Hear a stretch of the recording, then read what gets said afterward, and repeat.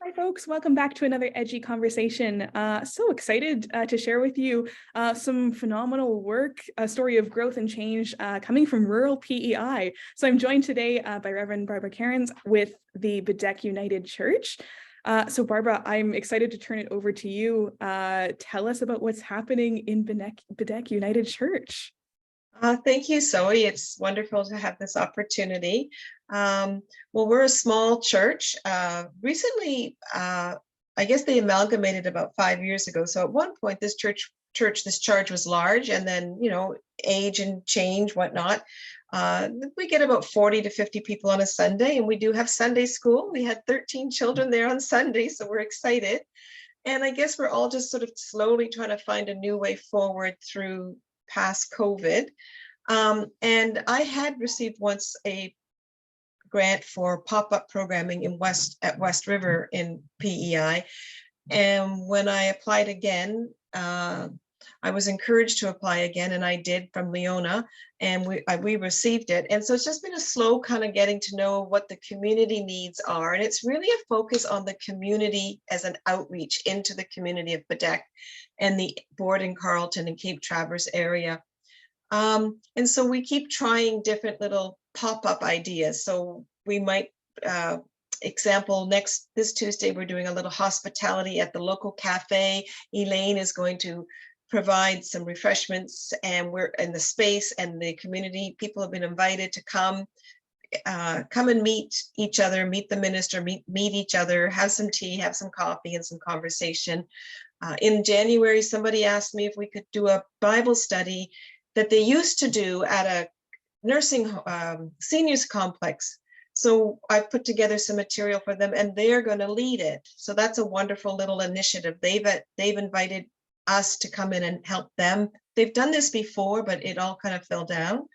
Our Vacation Bible School was a wonderful success this summer. We kind of grew into the community. We had 2 or 3 families coming from not connected directly to our church. So for me, that's the most exciting thing. We had a family skate, and there was a lot of people there over March break who were just saying, thank you so much for the skate, because it was just an opportunity for them to come and be in community together and meet each other. So we're not really preaching or doing like religious stuff. We're just doing building of community and making connections.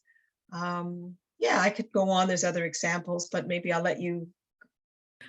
Well, yeah, I was going to say, I'm just so excited, and like I want to really like attune listeners to something that I'm hearing so beautifully in your story.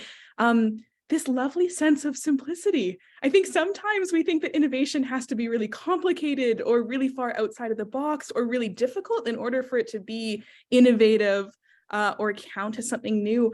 But I'm like, this is such a beautiful example of just like showing up in community and providing space. Like, it's phenomenal what you've done here. Oh, thank you. And it's what's interesting is it's starting to kind of get around. Like, the group approached me and she said, we have this idea, would you help us? A farmer came to us at the fall. I guess he had a relation in the church, but he wanted to sell some sunflowers for Ukraine. So we said, sure. He brought and made our sanctuary beautiful and said to people, pay what you can. So if you had 50 cents, you got to take some sunflowers. Then he gave us a bunch of pumpkins. The same thing. He said, I just want people to have them. And again, he didn't really want money, but we sort of gave him a little donation to his Ukraine campaign. He was trying to do some fundraising for that. The children had a lot of fun with their beautiful little pumpkins.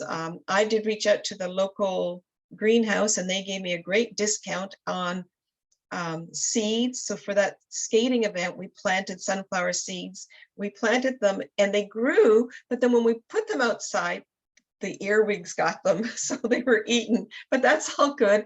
And then again, we did it. The children planted a bunch of spring bulbs, and we're looking forward to seeing what that will look like next spring, because they planted them now in the fall. So it's just anything you can do to get people intergenerationally. That's the key too. The sort of idea of grandparents or aunties and uncles and little children coming together and trying to have some fun. And you might think about, the messy church model. It's kind of like that. It's just, there's a little bit of faith formation in it. There's a prayer or a candle or a story, but it's not big, or it's not church. It's just a sense of coming. Yeah. together. Amazing. Yeah. And I'm curious, I mean, there's like so many great little pieces that you folks have done and kind of weaved together as a community. Has there been a piece that's been like the most surprising or the most unexpected as you've moved through this process? I think what was most surprising is when the local cafe owner, the very first time I approached her about the idea, a year ago, there was a little bit of resistance because in her mind it was going to maybe interfere with her way of business. So I kind of gave her the time to think about it. And then I approached her again to say, I want to do some hospitality and I want to do it within your space. So she opened up to the idea. And the first one we did was a Shrove Tuesday pancake takeout because COVID was still kind of happening. And so it's not that she subsidized the cost, but she kept her cost low enough so that it wasn't any more money than like what it might have been at the church. But the key was the people at the church came and participated in a different space. And then they also reached out, like the tickets sold. I don't know how many tickets sold, but people were generating coming to her cafe. So when I approached her another time, we received a grant from the province for Family Violence Prevention Week. And so again, I said I commissioned her cafe to provide some of the nutrition. Our UCW ladies also worked together. And then our youth did a little education piece after church. So we had them coming in, I think they got like a flower and a purple ribbon. People went to a table and had tea, coffee, and muffins. And then the youth, there were some posters and some information. So again, it was just a way of bringing different groups together in a different way.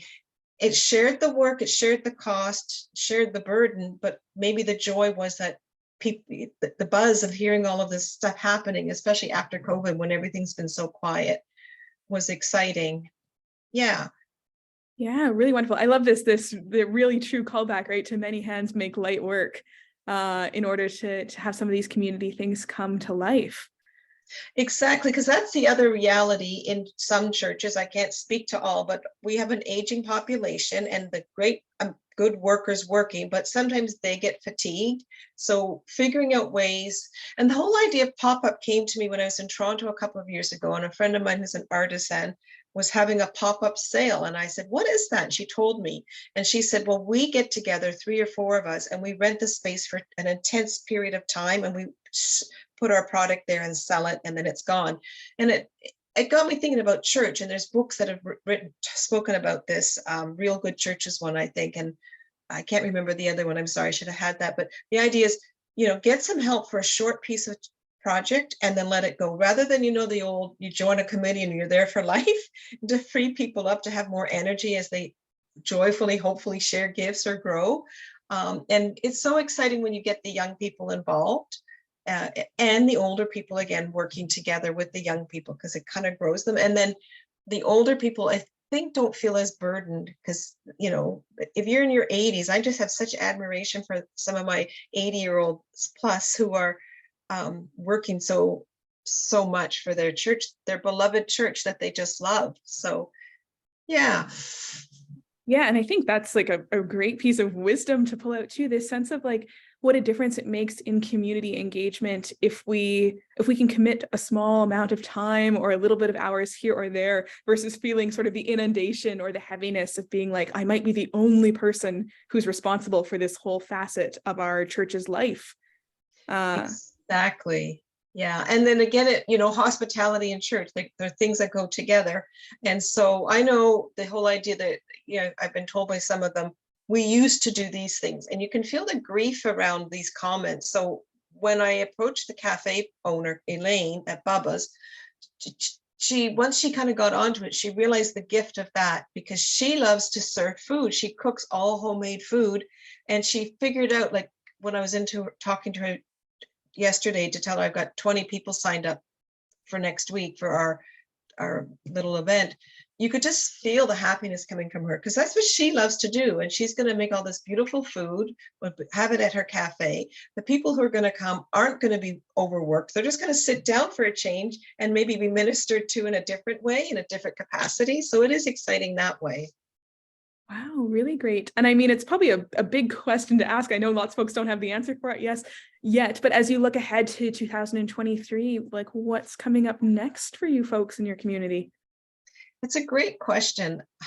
I'm not sure for sure, except I know we have the one Bible study planned.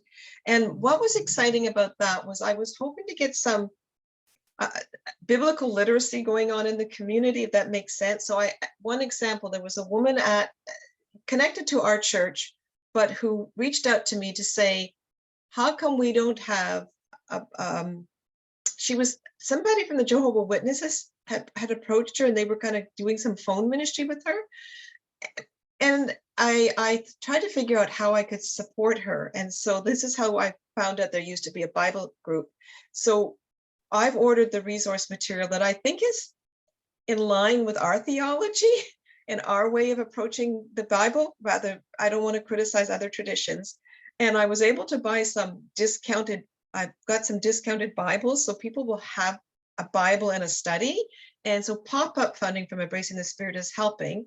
The community building is going to give the space, as long as COVID doesn't shut us down.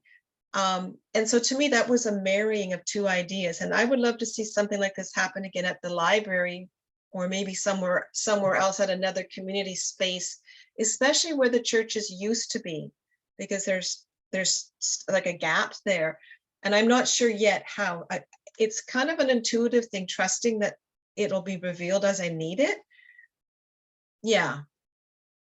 Yeah, amazing. And I think too, you know, like off camera, we had a little conversation before here today. And one of the things you said that really stood out to me is like, timing is kind of everything. Like we have to wait for the right timing. And then once timing is right, it's kind of like things just fall into place the way they're meant to. Exactly, because I think, as I mentioned, I don't mind speaking about that, it's my second round of pop-up funding. And when I tried the first time doing the cohort programming myself, it didn't quite work for me or click. And it wasn't until this next time around, so I've done maybe 3 now, that I kind of like, oh, I get it. Failure is okay. And this is how we grow and learn. And you know that with children, you know, if you don't succeed, try again. Practice makes good. I never said perfect, because I didn't want my kids feeling perfect, but you have to keep at it and faithfully trying and shifting. And even the key is not to pressure people. I've asked a lot of people, I put information out there, and not to feel disappointed if people can't share their gifts right now, to trust it's not their time and it is what it is. Yeah, what a beautiful thing to hold with us as we do this work and as we try and like live out what it means to be a church. Anything else you want to tell folks? No, thank you so much to Embracing the Spirit, and Zoe, to you and your team. I'm very grateful for your learnings with me and helping and coaching and providing these great opportunities through these Zoom meetings that we get to do. That's a wonderful use of everybody's resources and time. Yeah. Thanks so much, Barbara, for your time today. And thanks, folks, for watching. We'll see you again the following Monday. Thank you. Bye.